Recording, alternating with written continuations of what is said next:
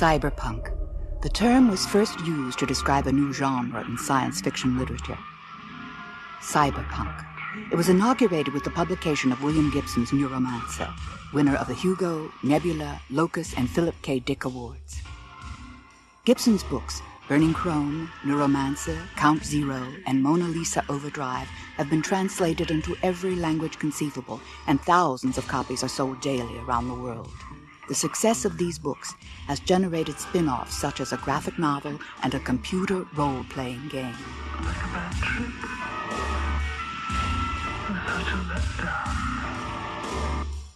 Neuromancer's protagonist, Case, is a streetwise young man living at the periphery of a not unfamiliar high-tech society and its laws.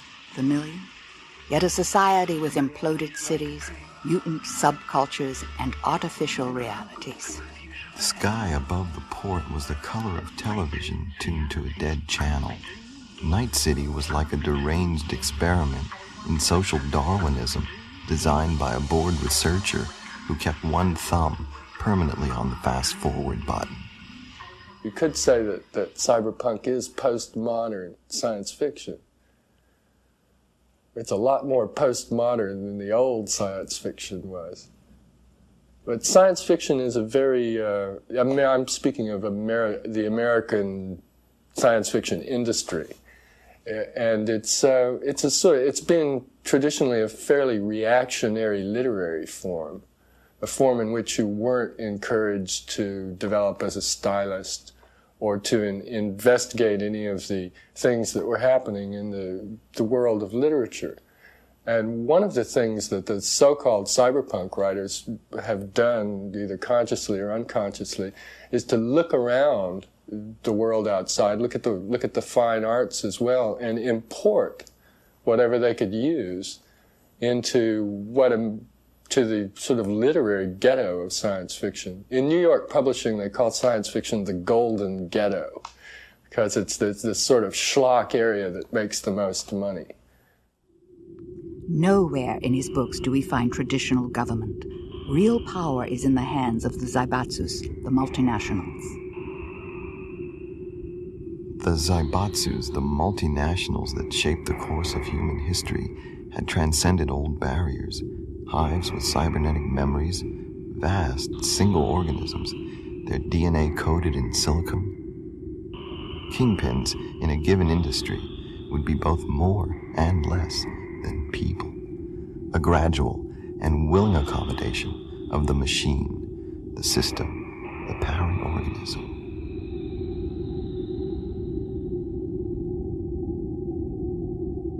I think we're moving toward a world where all the consumers under a certain age would probably tend to identify more with their consumer status or with the products they consume than they would with any sort of antiquated notion of nationality. We're increasingly sort of interchangeable. When William Gibson's visions were published, they struck sparks in the real world. Scientists and hackers had found a future they couldn't wait to build, couldn't wait to live in, couldn't wait to sell. William Gibson, godfather of cyberpunk, found himself in a situation where he was actually programming the future. Never before had science fiction literature determined the way people thought and spoke about new technology. This synthesis of fiction and fact proved to be of value to each. And now, cyberpunk is a movement, looking set to blast toward the millennium.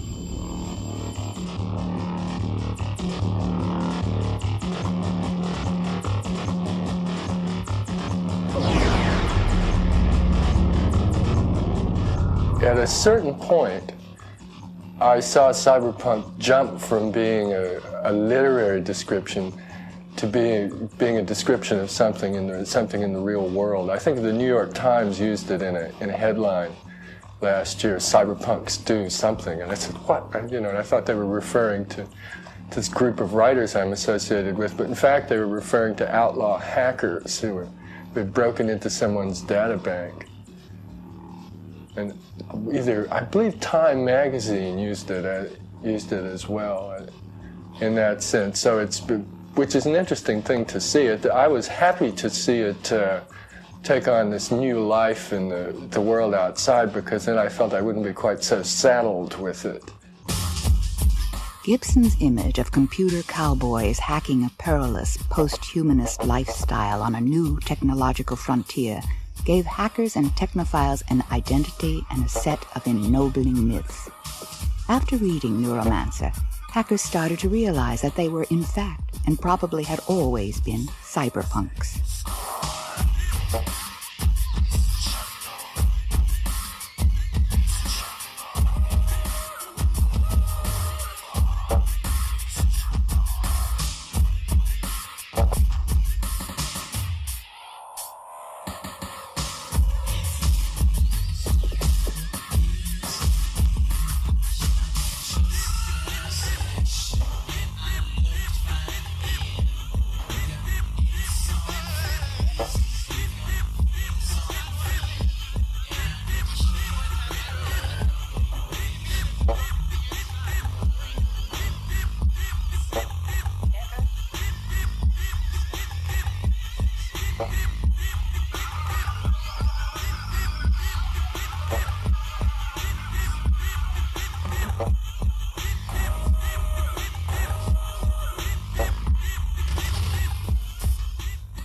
So cyberpunk is a person who takes navigational control over the cybernetic electronic equipment and uses it not for the army and not for the government, not for the Lufthansa airline, but for his or her own personal purpose. Cyberpunks are many things.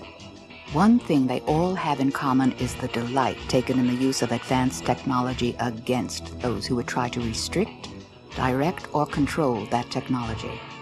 Perhaps this is why cyberpunks have been known to operate on the fringe of legality. In some cases, the laws to restrict their activities have not yet been written.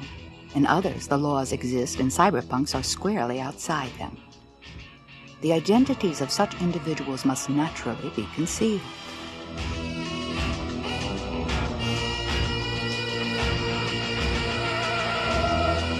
I'm poking around in people's databases. I deal in software. I trade. I don't crack. I'm not that good. But I deal with it, trade with people, and poke around in databases, play with phones. Well, I make free phone calls everywhere. You name it. Europe, Asia, the United States, Cuba. I called Russia once.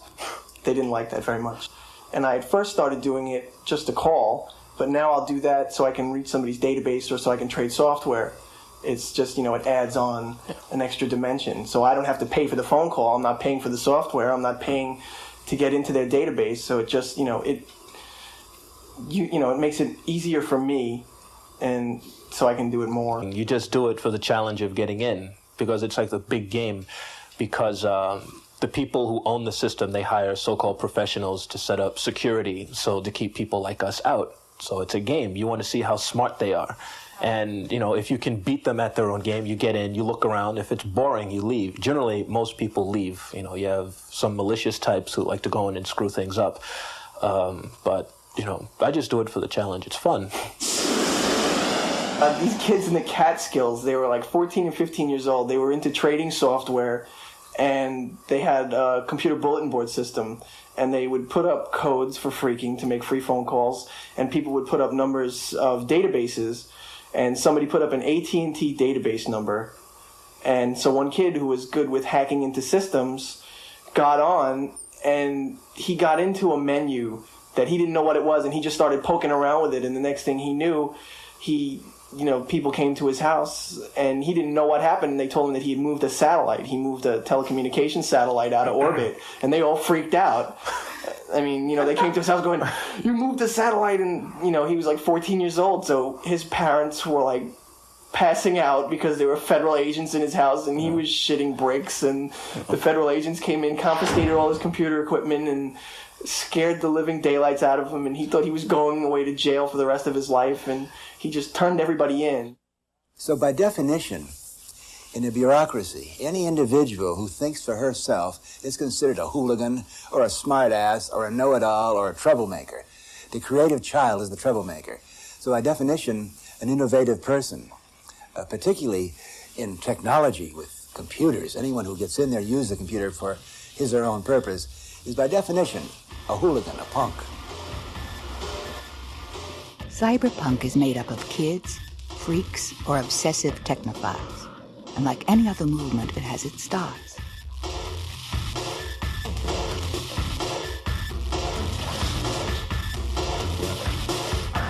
Michael Synergy, a legitimate cyber hero. I think I'm one of the most outspoken of what we're calling the, quote, cyberpunk, unquote, genre. One of the things that I always consider very important when I'm talking politically is, in terms of an interview, is I won't pull any punches. A lot of people are going to go there and they're going to try not to incriminate themselves. They're going to try and be, sly about stuff. I've never done that. Every time someone wants to know something, I'm just very free about it. I'm the first person who was starting to talk very honestly about, viruses and terrorist acts and what this really means in terms of, the big picture, which isn't very popular with, I guess, sort of the mainstream population. But the underground set see me as a hero for that because I'm being honest. And that's the one thing that they really want to see. So I guess my fame then is coming from the fact that I have certain opinions and certain technical skills, and I'm perfectly willing to share them with whoever wants to know. I have what I call my 3D policy. If I show up dead, I disappear, or if I'm disabled, meaning someone messes up an attempt on me, I'm in a coma or something like that, there's a trigger which has to be reset on a weekly basis. If I'm not paying attention to that and I don't attend to that, then things get a little uncomfortable for everybody else. There are some safety provisions in there where if it seems natural, someone else can stop it. I'm not about to say how, and I'm not about to say who and what the mechanism is, because that puts me at greater risk. But one of the things that I feel perfectly comfortable is if they stick me in a cell, things are going to start to happen very, very slowly, and it's going to build up like an avalanche. And when that happens, I don't think I'll be in prison very much longer after that. Many, many years ago, we didn't have computers, and computers have been slowly phasing in as they've been going by. Certain individuals, because of computers, are becoming very heavily empowered. This is all about personal empowerment. Right now, because of the way computers are networked, I'm as powerful as a government agency. I'd say I've got about as much power as, say, a group in the Department of Defense here. Maybe not the gross national product or per capita as they do, but just as powerful. Soon, in a couple of years, I'm going to be much more powerful than they are because they're still stuck in local mode. Okay, things about computer viruses, I can go beyond boundaries. Things about networks, I can go beyond. One of the things I learned a long time ago is the old rule of thumb. Distance means nothing to a computer hacker, phone freak, whatever. Anyone using a computer, the phone line, the computer, fax, who knows? Distance doesn't mean anything anymore. I can be anywhere I want. And one of the other things I found out about computer viruses, it's a beautiful lever. Give me a lever and I shall move the earth. Okay? For me, a computer virus is a way of building a little AI of me, an artificial intelligence that can go out and copy itself millions of times and do whatever it has to. One of the things I was asked recently is, sure, you can sit down and write a virus which would take down the banking system, but would you really? And I've told people before, and I'll tell people again.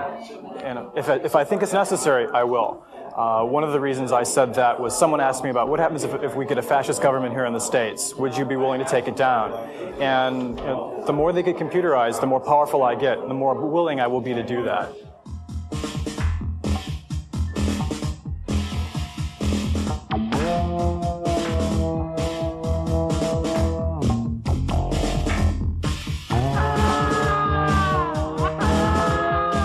One of the fascinating things about this new cybernetic or electronic universe that we are creating is that many of the ethical rules and the moral postures and even the legal limitations of the material world don't work anymore.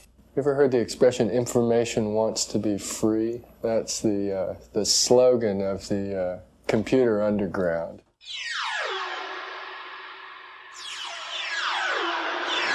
Information wants to be free. Access to computers and anything which might teach you something about the way the world works should be unlimited and total. Always yield to the hands-on imperative. All information should be free. Mistrust authority. Promote decentralization.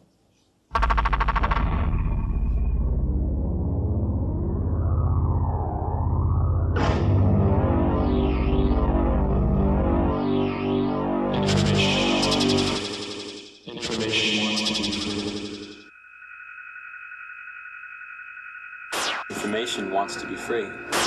Information wants to be free. Information wants to be free. Information wants to be free. Information wants to be free. They now have the thumbnail chip that in 10 years, they tell us, will have 1 billion transistors costing a few dollars. What that means is that the inner city kid can walk around with more information processing and transmitting ability than ABC, CBS right now, for less money than a pair of Nikes, which they're killing for in the inner city right now. So this is going to be decentralization. It's going to mean ultimate democracy. Who controls the press controls the people. Who controls the tube controls the people. In the future, we'll all be controlling our own screens and zapping our messages around. Cyberpunks, as William Gibson defined them, are often political to the extent that information is power, and power must be decentralized for collective security. The console cowboys of Gibson's fiction are clearly criminal. Possessed of a Robin Hood romance, their electronic breaking and entering is purely for profit, though not always monetary. However, the real-life cyberpunk breaks into secure systems without hope of reward, merely to acquire information and occasionally wreak havoc.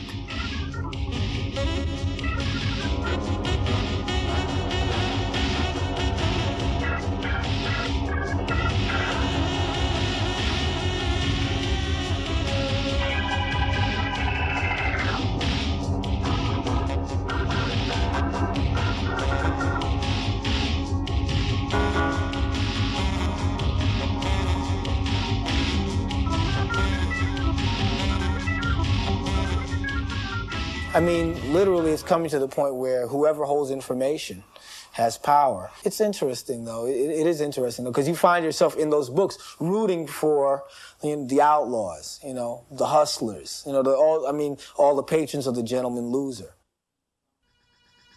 Both Gibson's ROM wranglers and real cyberpunks may sometimes seem nothing more than hackers with shiny new toys. Yet they are crashing the political party with a utopian agenda seriously poses the question of who owns and controls the future.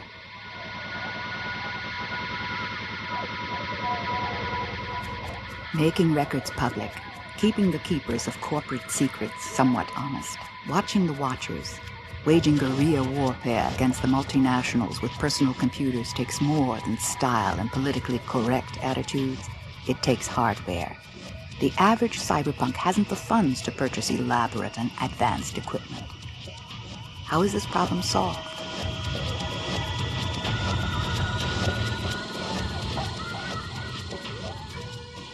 This is Vincent, whose friends thought he could pass as conventional. He put what little money he had into a suit and haircut. A cyberpunk in businessman's clothing, he approached the big companies for support. Basically, what we have here are the extremes of contemporary computing. We have an Apple Macintosh. On the other hand, we have an AT&T Pixel machine, which is a massive parallel processing supercomputer. And the intermediary at this point is a Sun Microsystems 3260, which currently does the interpreting of the data and feeds it to the Pixel machine. We also have a couple really nice monitors that came along with it. 19-inch color and 19-inch high-res for text. This was a gift from AT&T. This is faster than all the computing power that launched an Apollo spaceship. I mean, we're on the fast track. Let's extend the definition of property holders. Let's try and believe that we do own something. I mean, maybe that's what we can share with what's going on over, the miracles that are happening, that we read about in the papers in the East, is let's extend the definition of property holders. Armed with their free supercomputer Pixel machine from AT&T, the group Process Animation produced their bizarre punk graphics.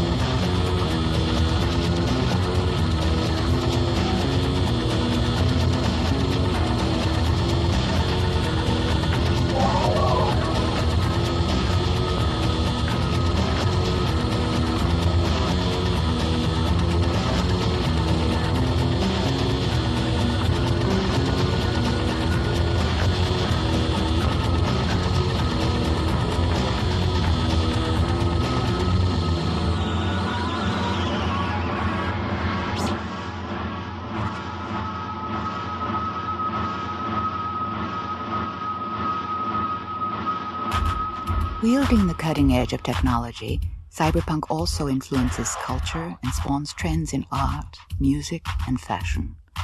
The musical component of cyberpunk is the so-called industrial movement.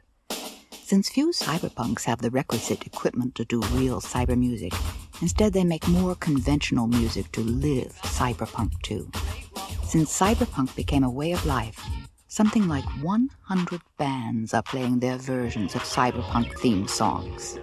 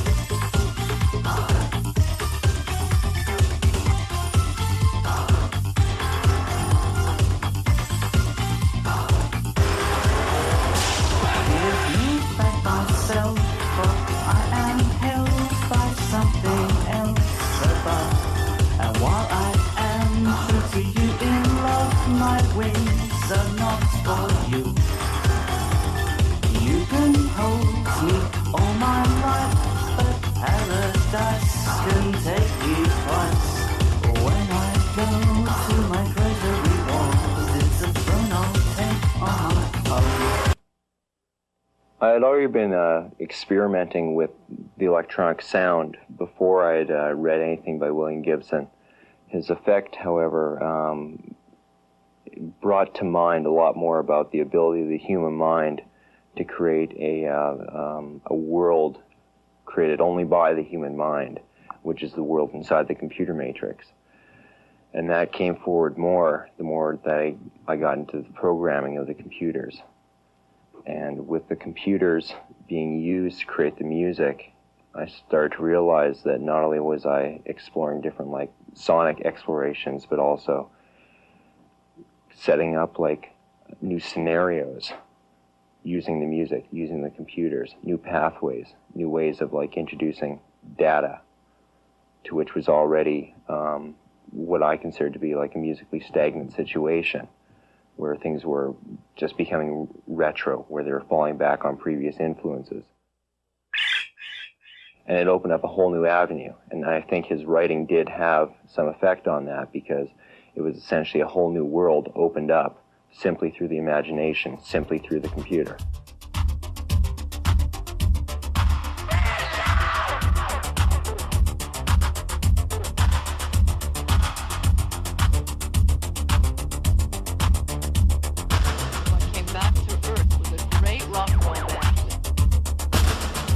Cyberpunks have their own glossy magazines. In galleries around the country, more shows are promoting cyberpunk art.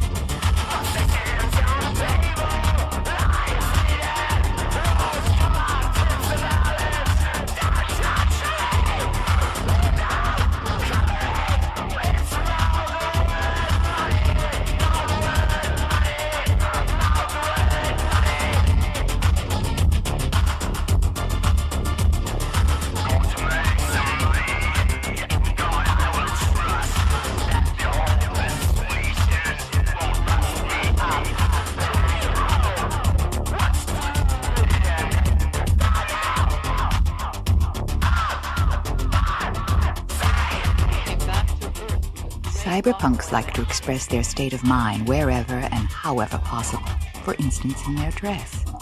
Designers already have lines of jewelry for cyberpunks.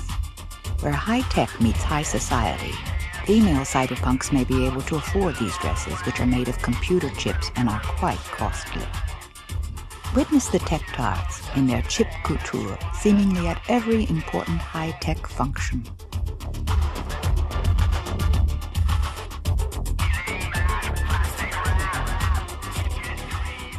Mind machines are another phenomenon which evolved from cyberpunk culture. These machines directly manipulate the brain's EEG signature by the imposition of brain-friendly wavelengths.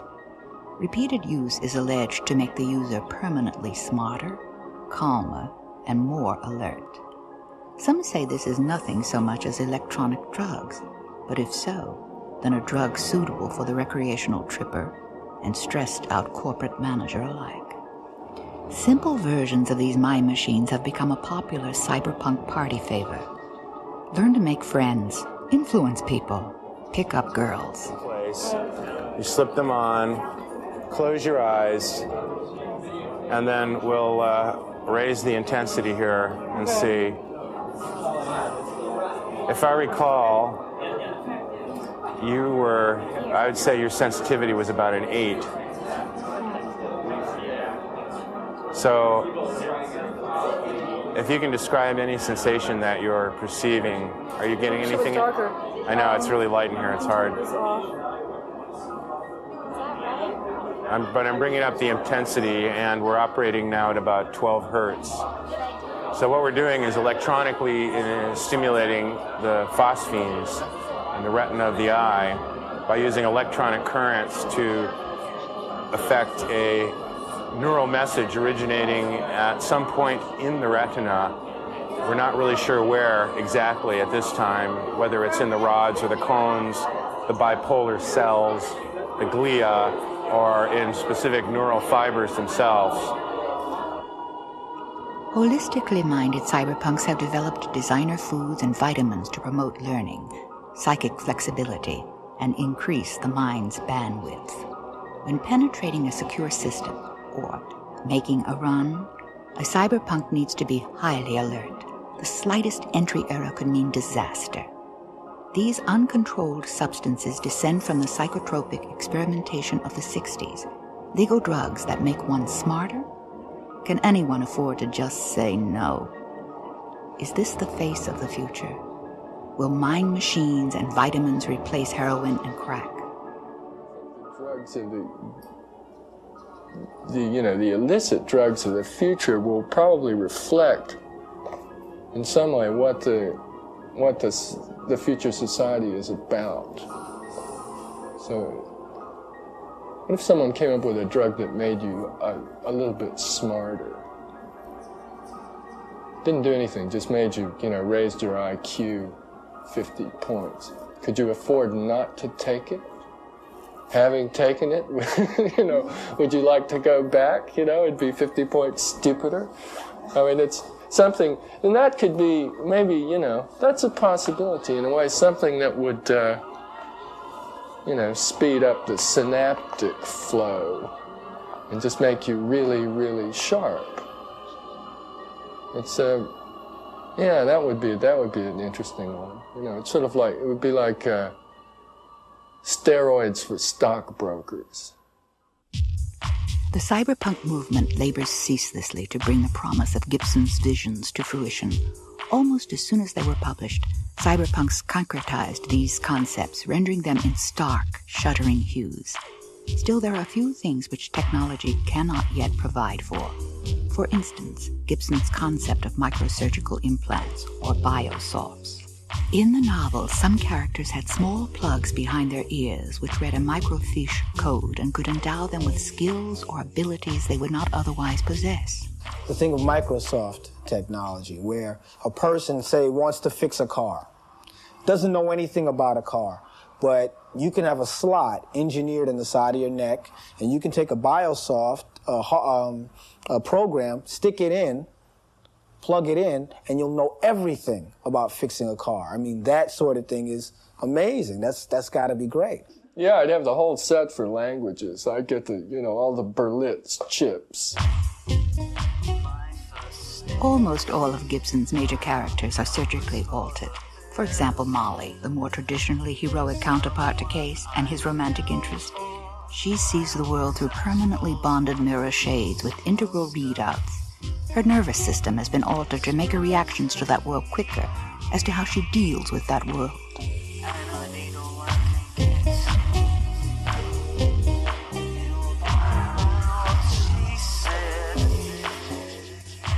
She held out her hands, palms up, the white fingers slightly spread, and with a barely audible click, 10 double-edged, 4-centimeter scalpel blades slid from their housing beneath the burgundy nails.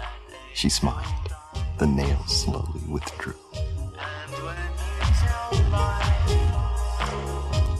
Gibson's radicals have the most bizarre surgery possible to guarantee their uniqueness. His face was a simple graft grown on collagen and shark cartilage polysaccharides, smooth and hideous. It was one of the nastiest pieces of elective surgery Case had ever seen. When Angelo smiled, revealing the razor-sharp canines of some large animal, Case was actually relieved. Tooth bud transplants. He'd seen that before.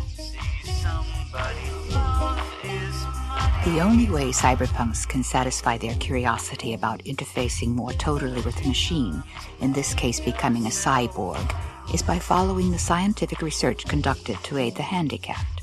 Immense interest has grown concerning the latest developments in prosthesis. We're analyzing the energy now, and it's absolutely marvelous. Physically, she's no longer progressing dangerously. Dosage has been normal.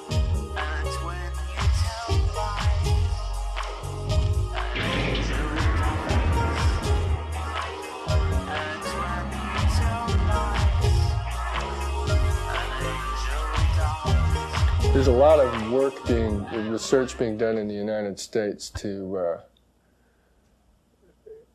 enable very, very handicapped people to interface with computers.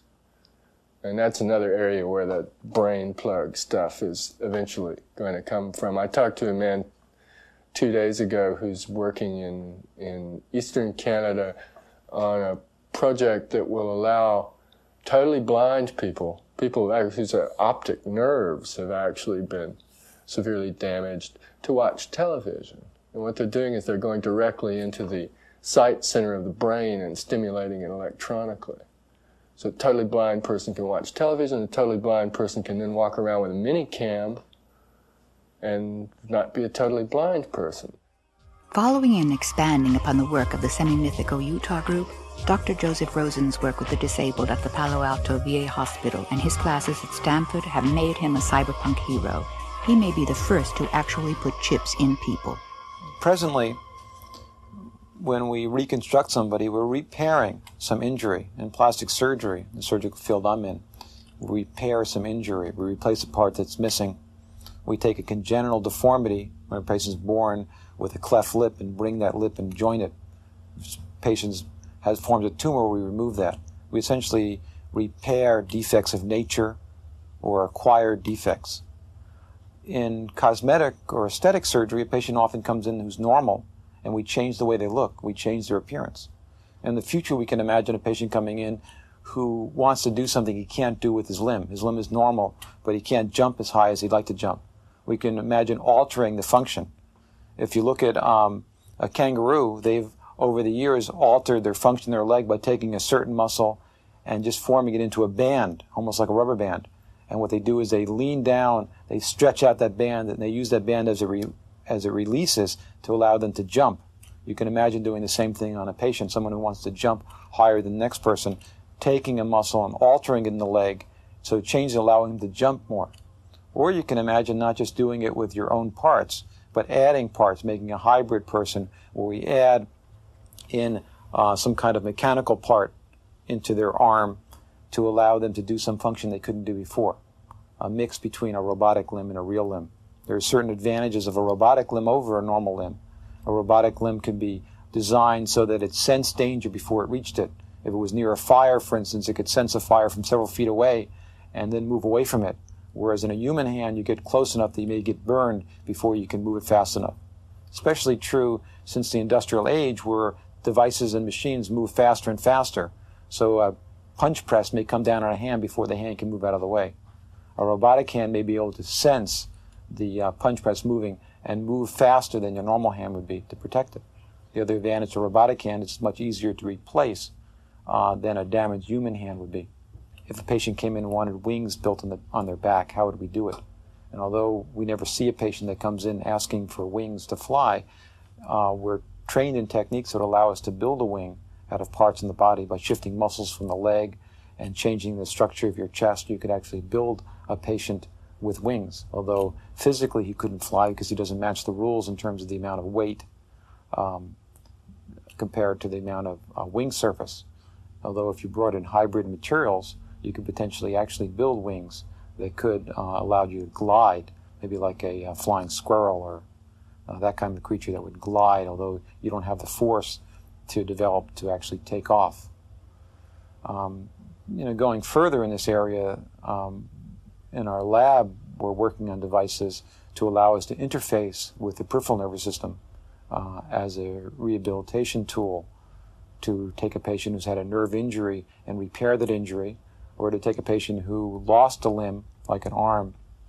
You have a robotic arm that's very advanced, but there's no way to splice or interface that robotic arm to your nervous system. So we're developing some devices like silicon chips that can be implanted in the peripheral nerves and allow us to make a communication channel between your nervous system and such a device like a robotic arm. Although even those devices are 10 or 20 years in the future and are presently funded by the Veterans Affairs, who gives us money to study these devices because they could help disabled veterans with either loss of limb or even a paralyzed spinal cord by transferring information from the upper extremity that works to the lower extremity that doesn't work. All of this may make some think of 21st century Frankensteins, yet ethics change as fashions change. And in as little as 20 years, no one may remark on the mechanical and electronic alteration of human beings.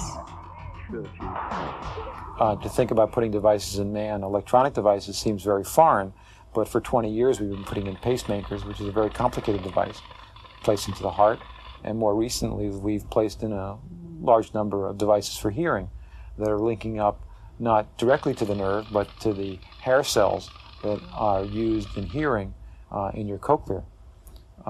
And there is a lot of research being done on devices for vision. So these devices are devices that are either being used clinically now or being actively researched to go the next step and to implant these devices in normal people so that they can improve their skills is something that I don't think we do right now, but I wouldn't rule something out like that for the future. It's going to be very commercial. And I think we could wind up with something that felt like having a very, very expensive American television commercial injected directly into your cortex. I mean, I don't find that an appealing idea. While cyberpunks feverishly plan and build their future, many average people fear a world ruled by machines, controlling our lives, or worst yet, having no use for us at all. This technophobia is widespread, and what is one man's dearest fantasy is another's most horrific nightmare.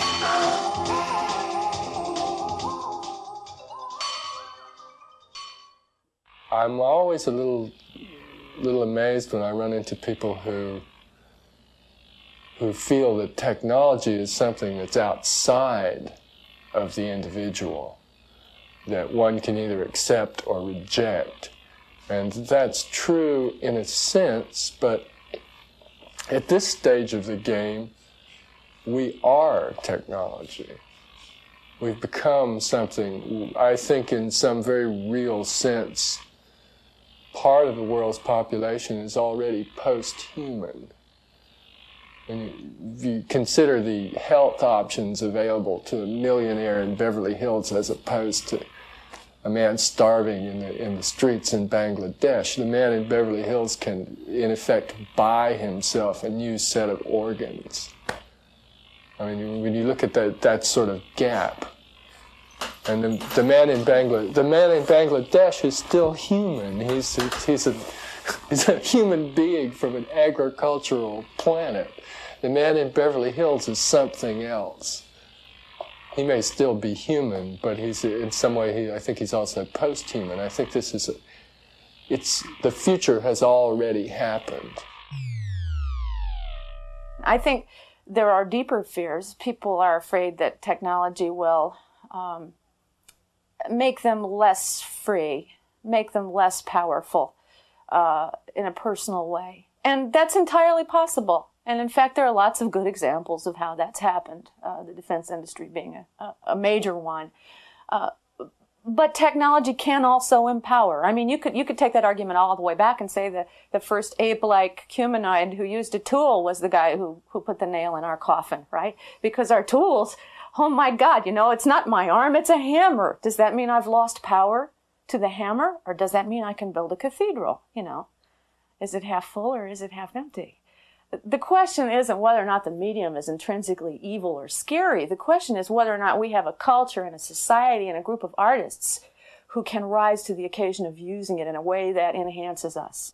You're doing it. That's what cyberpunk means. Individual power to change your own body, to operate your own brain, as long as you don't hurt anybody else. So certainly in the future, you'll have plastic surgery. You can change the way you look. You can rejuvenating drugs. There will be brain chips, undoubtedly. Hey, it is scary, and there's no utopia here. Human nature has its dark sides. There'll always be power-hungry, evil people trying to screw it up. It's going to be more demanding, but we're getting smarter, and we're getting nicer. We're learning how to get along with each other. And yeah, there are always going to be people who go too far. There'll be people who'll be having artificial limbs, winning arm wrestling contests. Human competition will lead to all strange things. The man who may be said to have started it all, William Gibson. The same William Gibson whose fanciful musings are today exerting a profound influence, not only on a single subculture, but on society at large. This same William Gibson is one of the least technical people imaginable. He has a cozy, modest home in Vancouver and wrote his novels on a manual typewriter.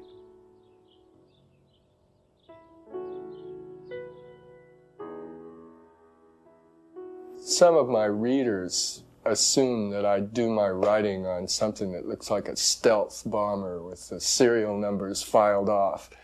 But in fact, I use a very primitive, obsolete computer, which I only got about 2 years ago. And before that, I wrote on a manual typewriter. And when I started writing this stuff, I'd never touched a computer. And I think it gave me a certain strange edge in terms of imagination, in that I wasn't really hindered by what was possible.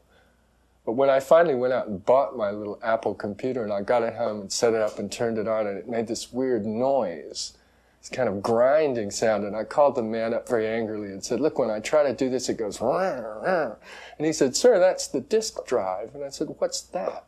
And he explained it to me, and as he explained it to me, I sort of lost something that I'd had. I somehow thought that they were these silent, crystalline engines that I hadn't really thought about how they worked. And then I realized there was this piece of clumsy Victorian technology spinning a little plastic record around. And I sort of went, and at that point I sort of lost something. I was signing books in San Francisco at a bookstore downtown last year, and two guys came roaring up on motorcycles, totally in black leather, with very short hair, and they kind of came marching into the store, and as they got closer to the table, I could see the disappointment growing on their faces as they realized that, yes, in fact, that's him.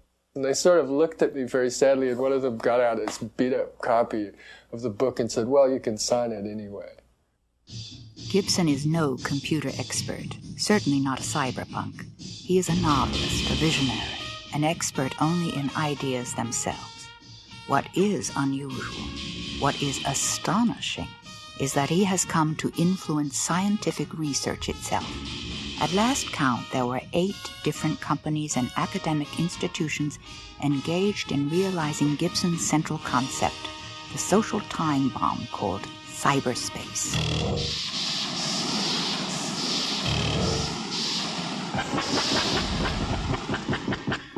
Jack into the Matrix. In Gibson's novels, console cowboys are directly linked to their computers, jacked in. Through electrodes to the central nervous system, cyberspace becomes perceptible. Cyberspace is defined as a consensual hallucination. The abstraction of databases become visible in the matrix, as it is also called, as geometric, architectural shapes, images that have reality only in the brain of the cognitor. The computer jockey can use programs to move his disembodied consciousness around in cyberspace. For the legitimate user, this is a way of doing their daily work.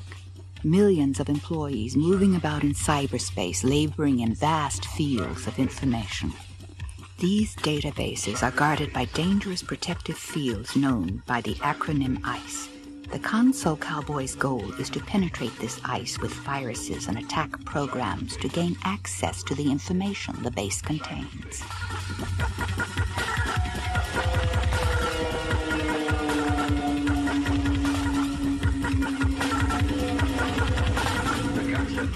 This is the real cyberspace as it is today, better known as virtual reality.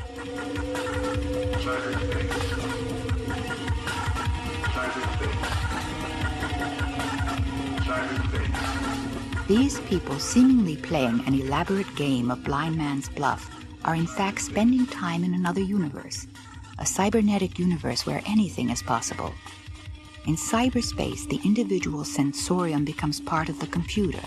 The illusion created is that of actually inhabiting a computer-generated world. The concept of cyberspace.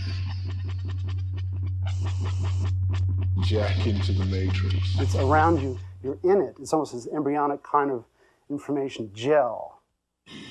California's NASA Ames Research Center was one of the first labs to experiment with virtual reality. This technology is part of what we call the Virtual Environment Workstation. The idea at Ames over the past 5 years has been to develop a very human-matched interface, a way to literally get inside images, to interact with them, to walk around inside them, to give very natural commands to the host computer, and for a number of different applications. The foundation of the virtual workstation is this helmet-mounted display. In the front package here are two small TV screens, one for each eye. The effect is that you get a very strong stereoscopic image. You view that image through two very wide-angle optics. Our idea was to try to match human field of view as much as possible. This gives us about a 120-degree angle of view. Also on top of the stalk is a magnetic sensor device that tells you, the system, where you are within the virtual space. The rest of the things on the headset are a microphone so you can basically give verbal commands, connected speech commands to the host computer as you would, as if you were talking to another person. And the headphones give auditory feedback. We use a couple different kinds of sound cueing. One is just straight from the synthesizer, so that, for example, as you touch a virtual object, you get a contact cue or proximity cues as you get nearer and farther. Or the second level is 3D sound cueing. With a piece of technology that we built called the Convolvatron, you can actually hear the sounds coming from outside your head at a discrete distance and location.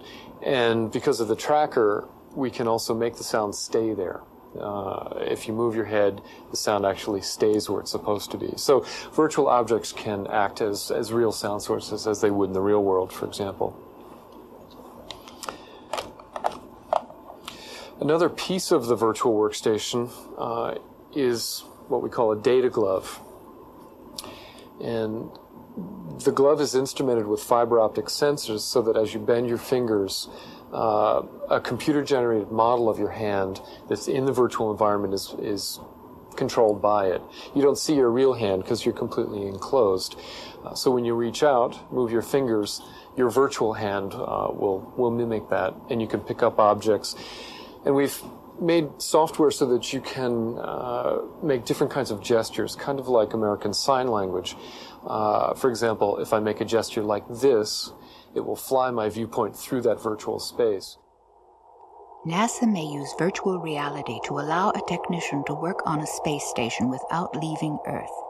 In virtual reality, a person has the illusion that they are doing the work themselves, even when they are 1 million miles away. Flying enabled. Starting from his office, the technician may fly through space to the station where he might activate other space instruments or repair them. One may wonder how Gibson, a self-admitted computer illiterate, foresaw this technology.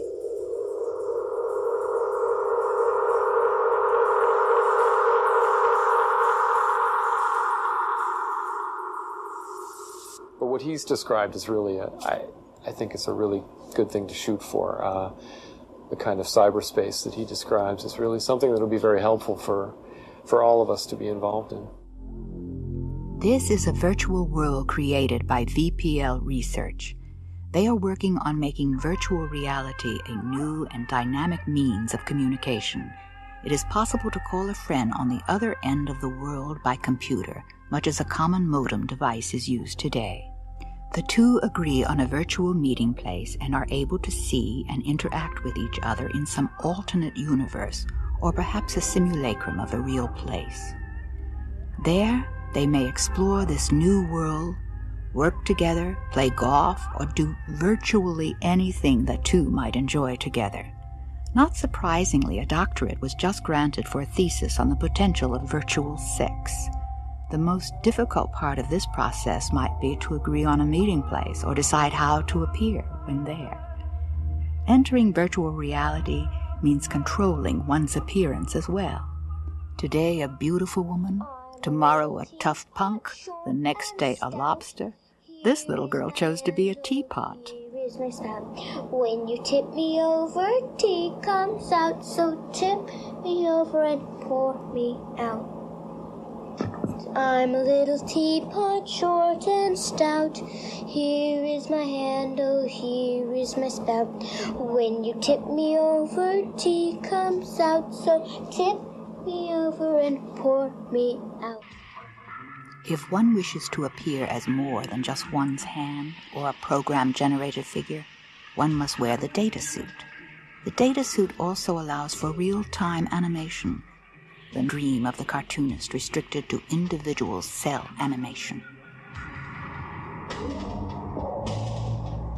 Let's suppose 10 years from now, you have a special pair of goggles and a special glove in your house. You put them on, and suddenly you experience yourself to be in a different room. You're not in your living room anymore. You're in a different room. This different room has similar dimensions, but it's altered. It has, for one thing, a set of shelves along one wall, and in all those shelves are little sort of fish bowls. But if you look in the fish bowls, there aren't fish. Instead, there's little miniature people walking around, and they're all having different adventures. Some of them are clustered around a model of a bridge and are working on it. Another group of them are all playing baseball. There's like little people running around. And another group of them are working in a large field that has that looks like a statistical field with many points, and they're running around on it. And so what you can do is you can simply place your hand or your head into any one of those fish bowls, and suddenly you are in that scene with those people. And one of them might turn out to be for work, another might be for play, and another one might be for education. Within 10 or 15 years, when you wake up in the morning, you will get dressed for work. You won't go to work. You put on a computer suit, and you flip down your television, your eye goggles, and you can be in Tokyo. You can be in Paris. You can talk to your friend in Tokyo and agree to meet on the beach in Hawaii. What kind of Hawaii have you got? You'll be dialing and you'll be looking at your file of Hawaii. Oh, she's got a better one. Okay. We will not leave home with our bodies to work. Our brains will be moving around. The idea that you would strap your body in a car and drive 5 miles to work, polluting the atmosphere, you'll be doing it at home. The idea that you'll strap your body in a horrible, noxious airplane spewing out toxic waste, and for 12 hours go to Tokyo to have a meeting, which you could have much more comfortably sitting in your home with the person over there. However virtual reality will influence our future, be it to liberate and provide us with pleasure, or to produce a generation even more enslaved to a machine that allows them to completely escape from reality, the new cyberpunk generation couldn't be more eager to acquire this technology. The Gibson stuff, they're working in a 3D, you know, it's data the way I always thought data would be. You know, the way I think of data in my mind is not ones and zeros. But, you know, if I could go into something like that, that would be great. I'd, like, never leave my house. I love to have an auto sound I get and jack into the matrix. Already, some are considering the philosophical implications of this medium. Never in the history of mankind has there been an alternate universe one could actually inhabit. Now that anyone can experience them, alternate universes are no longer the province of physicists, theologians, and supernaturalists. It is a matter of the creator and the creation. It's an interaction between those two things which generates a third thing. It's the other. It's the other that has been talked about in psychoanalysis and psychology. The other, it's that other, the omnipresent thing. The Matrix is like an alternate dimension. The Matrix is a metaphor for God. I mean, in a way it becomes, you know, it's the way, as it becomes conscious of itself, which is a very powerful thing. The technology of virtual reality and these other radical technologies will certainly change our future in ways unforeseen. Freed from being an engine of labor, will the body again become the temple of the soul? Though frightening to some, for the cyberpunk generation, technology no longer represents a force of alienation, but rather a transcendental electronic reality. Kingdom of the unreal, but also a higher state of being, ultimately free of the limitations of the material world through the agency of science, technology, and imagination. Be able to like mind screw, would we be able to have sex through our minds?